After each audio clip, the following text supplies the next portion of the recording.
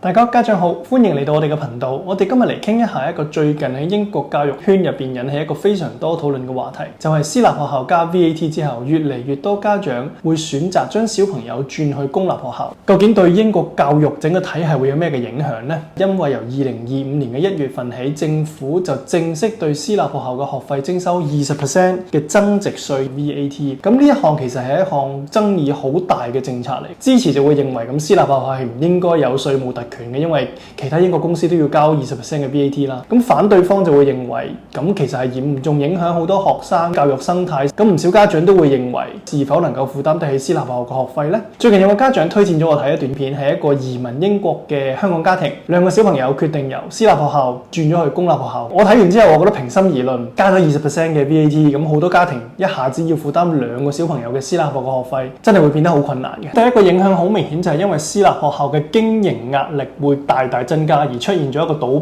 潮啦。其實呢項新政策對於英國教育嘅體系唔同層面都已經產生咗好明顯嘅衝擊，而小型嘅私立學校其實係首當其衝嘅。根據《泰晤士報》嘅報導，其實自從1月份呢個政策實施之後，英國有20間學校宣布唔做，主要原因都係離不開幾個原因嘅，都係包括招生困難啦、學費上漲帶嚟一啲嘅經濟壓力等等。例如其中一間 Petworth College 已經有60年歷史㗎啦，到而家就真係捱唔住啦。佢個學費由42,000英鎊漲到去4萬大約8,000英鎊，結果就失去咗大量嘅學生。咁但係你唔加價又唔得。其實根據一啲分析啊，未來3年啊，估計係會有大約10至20% 嘅私立學校可能會因為財務壓力而倒閉。舉個例子，其中一個教育集團都好出名嘅就係 Conita， 佢哋而家就直頭打算打包 Surrey 6間私立學校去出售，希望可以揾到個新買家。另一方面，私立學校嘅協會 ISC 數據亦都顯示咗啦，其實2025年1月份嘅私立學校嘅學費比起2024年1月份係高咗22.6% 㗎。所以你可能發覺好多學校可能加10%、10幾個%，但其實有好多學校甚至係加好多嘅 average 可以去到20幾個%㗎。咁另一個影響就係因為政府原本預計咧係得6%嘅學生，大約係37,000人左右會轉入去公立學校。個政策已經實行咗大約半年啦。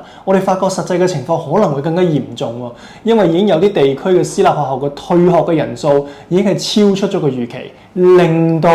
公立學校嘅壓力上升啦。而有一啲地方政府 council 話，雖然未見到有好多大量嘅轉學潮，但係其實家長等緊個適合嘅時機，即係例如等小朋友讀埋呢一年先，又或者可能爭1年喎，等個小朋友讀埋小學先，又或者讀完 GCSE 先，跟住先再轉翻入公立學校。所以其實呢個影響係未完全浮現出嚟㗎。如果你有留意 BBC 嘅話，最新嘅報導6月5號，咁其實今年1月份咧，佢哋做咗個調查㗎。英格蘭地區嘅私立學校嘅學生比起舊年2024年係足足低咗11,000人。但係你要留意呢一點喎，佢只係講緊1月份，咁其實呢一批已經算係少數㗎啦。真係大嗰批，即係包括1月份 take 咗 action，跟住退學，甚至係未來慢慢再有多啲人退學，嗰批家長嘅數據都未顯示出嚟啊！我仲記得當年我喺英國教私立學校嘅時候，我私立學校嘅學生佔全英國係7%，但係而家已經降到得返6.4%。原本可能就係預計吸收3000個學生由私立學校轉去公立學校，但係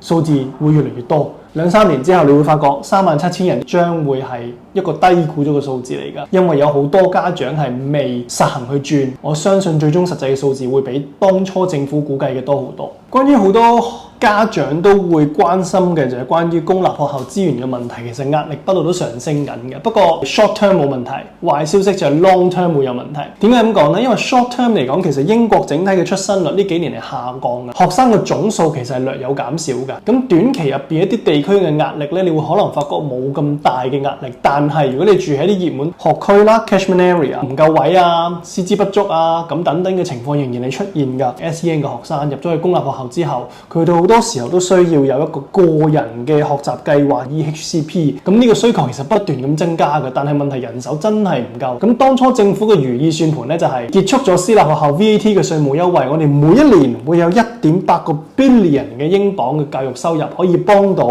小部分學校、小部分學生係入私立學校。但係現實師資短缺解決唔到嘅，師資短缺持續惡化又係另一個問題嚟嘅。佢哋當初希望招收6500個新嘅老師應對公立學校學生嘅增加。咁你根據啲數據咧，就係教師培訓嘅招生目標咧，只係完成咗69%，其中某一啲科目嘅話咧，就甚至更加低嘅，即係例如一啲可能理科啊等等，甚至都62左右。咁未來好有可能嘅就係佢會降低 PGCE 門檻去填補師資缺口。咁但係咁樣嘅做嘅唔好處就一定會影響到教學質素，因為佢而家已經騎虎難下，政策已經實施咗啦，所以佢有可能就係要降低要求。因為啲家長可能會問，點解政策嘅初衷同個預期會同實際情況差咁遠嘅咧？佢問題而家出嚟嘅效果真係好唔一樣。第一，又有私立學校倒閉潮；第二，